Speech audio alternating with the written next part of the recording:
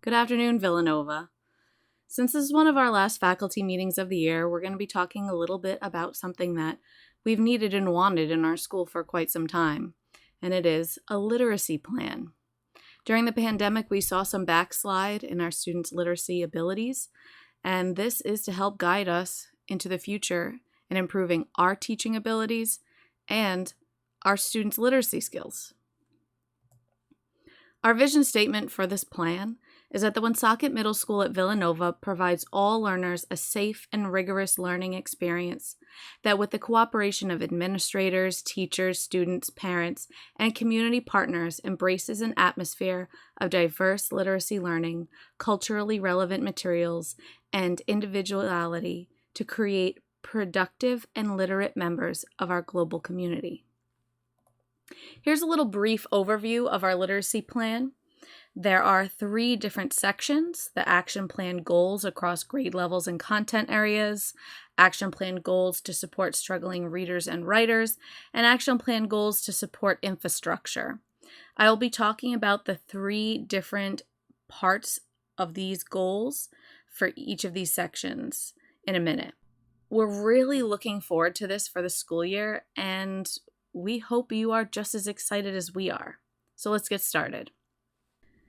So in our action plan goals across grade levels and content areas, our first and most important thing is instituting a school literacy team.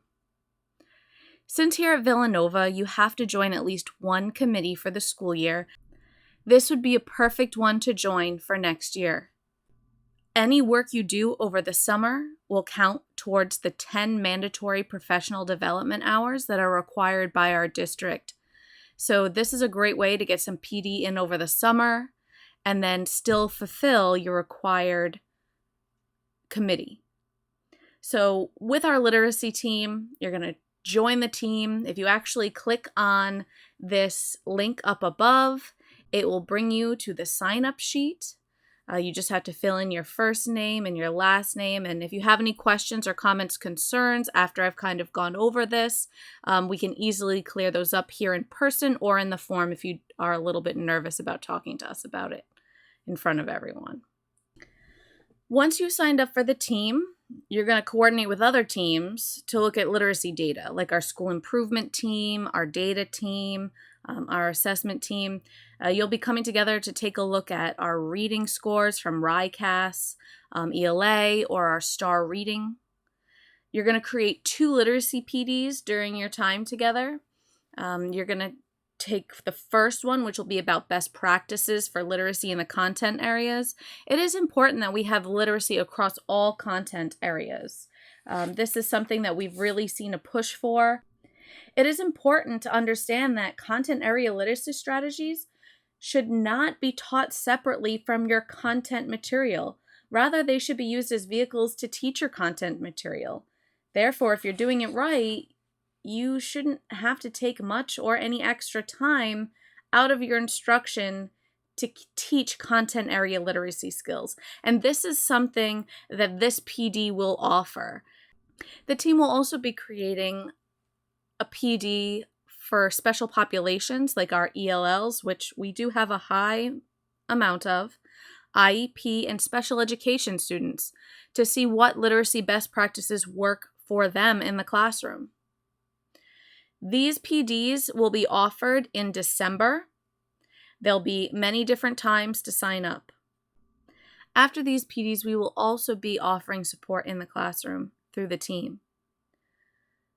The team will also be monitoring students' literacy needs from the obtained data, and eventually, after our first initial year, with all this data and information in mind, we'll construct a literacy curriculum for our second year of implementation. Our second action goal for grade levels and content areas is to provide professional development on literacy best practices within the content area. This is something I just touched upon very briefly before. It will be a 2-hour PD. It will be created and given by our literacy team, so hopefully some of you will sign up for that, and made available to all of you in December. There will be multiple time slots offered throughout the month, and this PD will count towards the district's mandatory 10 hours of PD. You'll be sent home with materials that you can use in the classroom, and then you'll be provided with support from the literacy coaches, the literacy team, and special educators within the building. Our third action plan goal across content areas and grade levels is to commence subject area team discussions on reading and writing best practices. So now we've given you these skills in our PD, and we've given you support people to help you with it. Now it's your time to come together during these team meetings and subject area meetings to be able to work together to implement those. So in January, pretty much until June, you will be given time to work and discuss and implement how these pieces can go into the curriculums that you currently have. And also, too, these are things that we'll be looking at when we are trying to create our literacy curriculum in year 2 to see what worked for you guys and if they are pieces that we could incorporate into our literacy curriculum. These meetings that you guys will have will take place during your CPT time, so it's not taking time after school out of your time. It's not taking time out of your school day. It will be done during those 4 half-hour CPT times after school. You can decide which ones you would like to use monthly. And like I said before, you can sign up to work with literacy coaches and special educators within the building or people on the literacy team in order to help you best meet and help incorporate these processes into your classrooms. Action plan goals to support struggling readers and writers. So the first thing we're going to be looking into is implementing the use of race writing across content areas. Races is a great writing strategy that basically gives our students an awesome formula to lay out their writing. We will provide you with posters and trainings in order to put them up in your classroom and know exactly how to work with the races writing format before you have to do it with the students. This is something that's being implemented across all content areas. So whether you're a core teacher like math, science, history, or social studies, or an encore like art, music, library, or iExplorer, this is something that can be used in any of your classrooms. The administration, they will be providing in August an online races video training program. And this does count towards your mandated 10 hours of professional development for the district.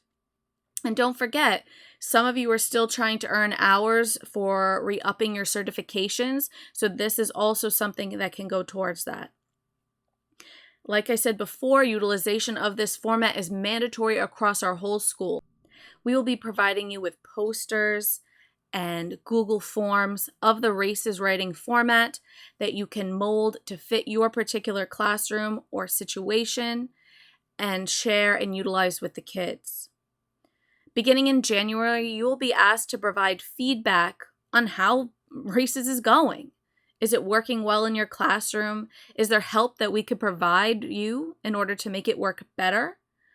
We will be continually looking at this data to determine if races is working. And at the end of the year, we will look at the data as a whole since implementation to decide if races will be going forward. This is an area that we have determined in our students' writing for RICAS that they are having a lot of trouble with. So being able to cite evidence, restate the question, explain how that evidence is important, and basically have a full, complete, summarizing sentence at the end to cap it all off. So this is really going to help them build that skill. And if we see them utilizing it repeatedly throughout all these different classes, it's going to help build that skill. And this strategy is especially helpful for struggling writers and students with disabilities. But it can also be helpful scaffolding for all students. So even our students that we think are advanced writers, it still gives them a great framework to help improve their writing. The second action plan goal to support struggling readers and writers. Utilize an array of alternative texts within the classroom's area of study. Subject area teachers will meet to discuss subject area texts in August. Once again, when you guys are coming together to do this is going towards that district PD hours. We are offering a lot of opportunities for PD hours so that people aren't struggling in May to make sure they've got all 10. The teachers will be divided up not only into your content areas, but your grade levels. And then you'll come up with 2 alternative texts that will be provided for each portion of your curriculums, something that works with each unit or piece within your curriculum. Then you guys will take a spreadsheet of all the grade level content area curriculum related alternative texts and share them with the rest of the grade level content area teachers so that everybody can see it. So 6th grade science, you will see all these different alternative texts working from September all the way to June that can be utilized within your classroom. Poetry, plays, graphic novels, songs, videos, anything that you guys feel that can work within that context. You guys are also going to meet across grade levels within a content area. So 6th, 7th, and 8th grade science are all going to come together and make sure that there is not alternative text being utilized repeatedly throughout the 3 years that they're in middle school. We want to make sure that they're using all different texts to help explain whatever concepts they are trying to learn. You guys will employ all of these alternative texts in November to June, and if there's any issues, we'll rework them for next year and then start again September to June. Researchers have found that textbooks are too difficult for some students, especially readers with disabilities. Researchers have recommended using alternative text to support understanding of content presented in textbooks. We do have a very high population of ELL or English language learners in our district, and utilizing alternative texts and videos are a really great way to help increase their understanding of the materials we're trying to convey to them. Our third goal to support struggling readers and writers is to provide literacy instruction professional development for teachers working with English language learners, IEP, and special needs students. And that's almost all of you here. Like I've said before, we do have a very high ELL population. Many of our students have IEPs, and some more are actually gaining them due to backslide from the pandemic. And we do have a lot of special needs students, and sometimes they are combined in core classes or encores. So this PD would be available to all of you to have access to. Once again, it's a 2-hour PD that's created by the school literacy team and will be available in December. There will be multiple time slots available throughout the month, and it will count towards your 10 mandatory PD hours. In the past few years, we've really seen this push for mainstream teachers to teach high-level content to all students, including all levels of ELLs, and it creates a challenging instructional environment. Most mainstream teachers have little professional preparation for teaching content to ELLs, let alone the linguistic knowledge to effectively meet the academic language and development demands of these students require. It's great that we have an ELL teacher for each team. You guys should be utilizing them. Once you've taken this best practices PD, this is a great opportunity to touch base with your ELL teacher on your team, see how to integrate some of these best practices for your ELL students within the classroom. Action plan goals to support infrastructure. So our first goal here is to create and coordinate a literacy curriculum and instruction across subject areas that utilize the Common Core state standards. This is something that is not happening this coming school year. This will not be happening until year 2 of our implementation plan. But I just wanted to touch base on it because a lot of the things that are happening here in year 1, like our assessment team, our best practices use, our RACES implementation, those are things that are going to help inform what is going into our literacy curriculum. So feedback from all of you on the front lines, the teachers that are in the classroom with our students day in and day out, testing out these best practices, learning things that work well for our students and don't is really, really important. So your feedback on the things that we will be implementing this year are so valuable. This curriculum will be created by the literacy team after looking at all the data and things that we will be collecting this year. And this curriculum will look at core subject area curriculums and provide corresponding literacy practices to use that coincide with the Common Core state standards. And it is shown that improving teaching of literacy across disciplines enhances not only language learning, but content area learning. So they're going to be improving their literacy skills, but they're also going to be improving their content area knowledge within your classroom.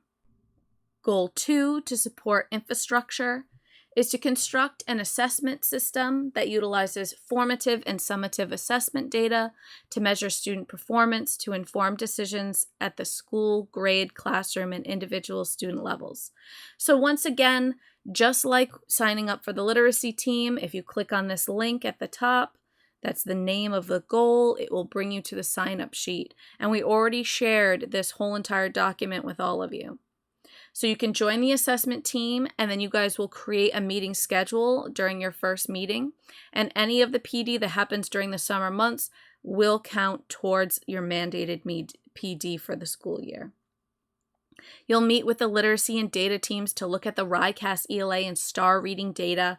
And this data will determine areas in which more assessments could prove useful. Like, where do we need to find out more information? And we'll also try to see if there are any correlations across grade levels or pressing areas of concern that these assessments would be really needed. The team will provide assessments that could gather more data and create a presentation on these assessments and give it during our November faculty meeting of the coming year. Once we've seen that, monthly until the end of the school year, they're going to analyze the data from these new assessments that you guys are going to implement. You'll be supported by this assessment team in implementing these assessments in your classroom. At the end of the school year, they will meet with the literacy and data teams to share any literacy data that they've gleaned from you or these assessments during the year and determine if these assessments should be continued into year 2 or if we need to make modifications. And last but certainly not least, our third and final goal, to support infrastructure. To improve family and community engagement to support literacy growth at both school and at home. During the pandemic, some of these things backslid. Communication was tough with families. It was all through emails and Google Meets. And there wasn't that face-to-face component that really does help create a connection. And we need to bring that connection back. Creating strong school-home community connections is a vital part of addressing and increasing our students' literacy skills. When parents in the community understand why literacy initiatives and practices are being utilized, they're more likely to place value on it at home and with their children. And we want that cooperation to keep happening. So once again, you can join this team by clicking the link at the top. You guys will put together a meeting schedule, and anything that happens during this summer will count towards PD hours during the summer months. You will meet monthly to prepare the following month's resources and events. So you guys will be divided up into 4 groups: 6th, 7th, and 8th grade literacy at home resources, as well as a monthly literacy event. So the grade level resources that are sent home will be similar to the theme for the monthly event. So at the beginning of the month, the resources go home for each grade level, and then at the end of the month, the event will take place. And this will happen from October to May. In June, for our final event, it will be a big summer reading kickoff. The team will reach out to the Rotary Club and the Lions Club of Woonsocket to help provide free books for the students. And they have done this previously in the past with dictionaries. They've paid money to improve school libraries. They do a lot of things for reading. And this is a great way to kick off summer, provide our students with free books, give them that advantage for literacy. We could have the public library come as well and give students library cards. This is an awesome thing that we could do. We could hold it in congruence with a field day towards the end of the year and just have one big celebration. So this was just a brief overview of our literacy plan. Things will be coming down the pike for this year. You have an opportunity to join 3 awesome teams: the school literacy team, the school assessment team, and the family and community engagement team. These can go towards the committees that you guys are required to join here at the middle school. You are only required to join 1 team or committee for the year.